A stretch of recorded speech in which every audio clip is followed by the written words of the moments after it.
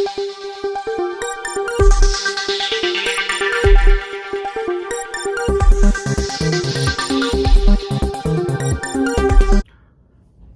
राम।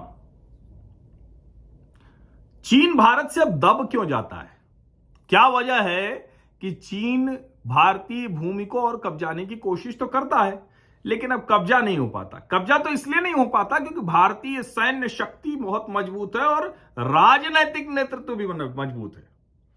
दाल नहीं गलने देते, न गलवान में न तवांग में।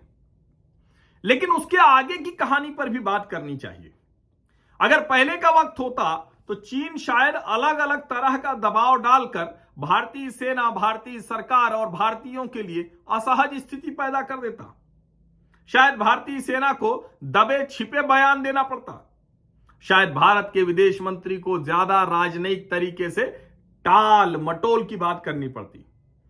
भारत के प्रधानमंत्री तो कुछ बोलते ही नहीं। तो ऐसा क्या हो गया कि चीन की पूंछ दबी सी लगती है, या कहें कि चीन का आधा बल खत्म हो गया है। क्या वजह है ये? भारतीय सैन्य शक्ति की बेहतरी तो पहले से भी बहुत ज्यादा थी। कभी भारतीय सेनाएं कमजोर नहीं रही हैं, चाहे जो नेतृत्व रहा हो। भले नेहरू जी के समय चीन ने हमारी भूमि पर कब्जा कर लिया हो, लेकिन भारतीय सेनाओं में कमी कभी नहीं रही। रणनीति की, समय पर लिए गए निर्णय की, अंतरराष्ट्रीय मंचों पर दिए गए उत्तर की, इसकी कमी हो सकती है, लेकिन कभी यह कमी नहीं रही कि हमारी सैन्य शक्ति कमजोर रही। वो एक और वजह थी जिस वजह की चर्चा गाहे बगाहे होती है, जिसकी वजह से चीन भारत की भूमि पर अवैध कब्जा भी करता था और उसके बाद भारत पर ही दबाव भी बनाता था। इस वजह को प्रधानमंत्री नरेंद्र मोदी ने अच्छे से पहचाना। भारतीय सैन्य शक्ति बढ़ाने का काम इंदिरा गांधी से लेकर अटल बिहारी वाजपेयी तक ने परमाणु शक्ति संपन्न करने के लिए किया, लेकिन एक तो चीन से लगी सीमा को सुदृढ़ करने का काम मोदी सरकार में जितना हुआ उतना किसी सरकार में नहीं हुआ। लेकिन मोदी ने सिर्फ चीन से लगी सीमा ही नहीं सुदृढ़ की, सिर्फ सड़कें ही नहीं बनवाई, सिर्फ फ्लाईओवर ही नहीं बनवाए। अब 24 घंटे के भीतर भारत की सेनाएं पहुंच जाती हैं वहां। लेकिन एक और बड़ा काम किया। जब वो चीन की सीमा से लगी भारतीय बुनियादी जरूरतों को बड़ा कर रहे थे, सड़कें मजबूत कर रहे थे, फ्लाईओवर कर रहे थे, फाइटर उतारने के लिए रनवे तैयार कर रहे थे, तो एक तरफ रास्ता बंद भी कर रहे थे।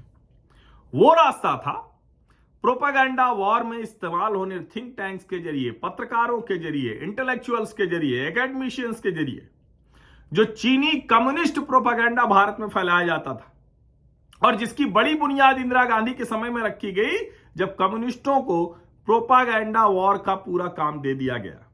एक समय में कम्युनिस्ट नेताओं के बच्चे कम्युनिस्ट देशों में खूब पढ़ते थे। एक समय में एक्सचेंज प्रोग्राम में कांग्रेस और कम्युनिस्टों नेताओं के घर के लोग और उनके नेता भी खूब जाते थे। राजीव गांधी फाउंडेशन को चंदे का मसला केंद्रीय गृह मंत्री अमित शाह उठा रहे। इसके अलावा जो स्थितियां बनी वो सब आपने देखा। लेकिन सबसे महत्वपूर्ण बात क्या कि प्रधानमंत्री नरेंद्र मोदी ने कम्युनिस्टों को, कवर फायर देने वाले कम्युनिस्टों को ठीक से चिन्हित किया।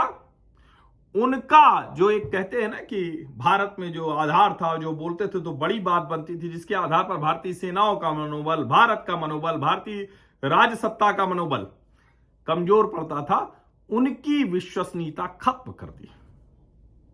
चाहे गलवान रहा हो या तवांग रहा हो, चाहे डोकलाम रहा हो या सिक्किम रहा हो, हर जगह भारत ने जो कहा, भारतीय सेनाओं ने जो किया, वही अंत में सच साबित हुआ। अभी भारतीय सेना के कमांडर ने कह दिया कि गलवान से लेकर तवांग तक सब मामला सुलझ गया है। चीनी कमांडर्स के साथ भारतीय कमांडर्स की बैठक में इसको सुलझा लिया गया है। लेकिन इसको जरा आगे समझिए। मैंने आपको बताया था कि कैसे ग्लोबल टाइम्स वो रिड़िया रहा है, मिमिया रहा है, गिड़गिड़ा रहा है, क्योंकि भारत ने एक क्षण की देर नहीं लगाई। यहां जो प्रोपेगेंडिस्ट थे उनको तो ठीक किया ही, अग्नि 5 का सफल परीक्षण भी कर डाला। 5,500 किलोमीटर परमाणु अस्त्र के साथ मारेगा एकदम धाए से। ईश्वर न करे कभी युद्ध की नौबत आए।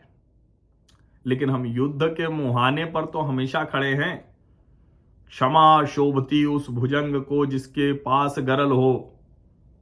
तो इसलिए भैया वो वाला नहीं चलेगा।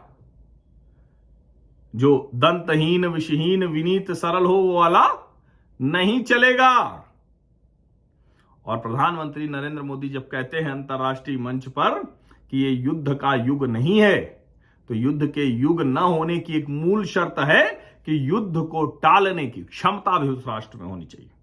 भारत में वो क्षमता है। सैन्य शक्ति हमेशा भारत की बहुत मजबूत रही। अब सैन्य शक्ति को और ज्यादा बुनियादी सुविधाओं के साथ भारत की सरकार ने दुरुस्त किया, उसकी नीति ने दुरुस्त किया, और भारत में कम्युनिस्ट प्रोपेगेंडिस्ट को एक एक करके दुरुस्त करने का काम नरेंद्र मोदी की सरकार ने किया है। और इसीलिए अब चाइनीज प्रोपेगेंडा लोगों को नहीं समझ में आता। अब ऐसे प्रोपेगेंडिस्ट की विश्वसनीयता खत्म हो चुकी है। इसीलिए वो तिलमिला रहे हैं, इसीलिए गिड़गिड़ा रहे हैं। भारत को एक साथ खड़ा देखकर वो परेशान है। और ये काम अभी ही हुआ है। चीन इसीलिए पीछे हटता है, चीन इसीलिए परेशान है। इस वजह को ठीक करने को कोशिश करता है, लेकिन अब उसका थिंक टैंक के जरिए, एक्सचेंज प्रोग्राम के जरिए, स्टडी के जरिए, किसी और तरीके से अब रास्ता उसको मिल नहीं रहा है। बहुत बहुत धन्यवाद।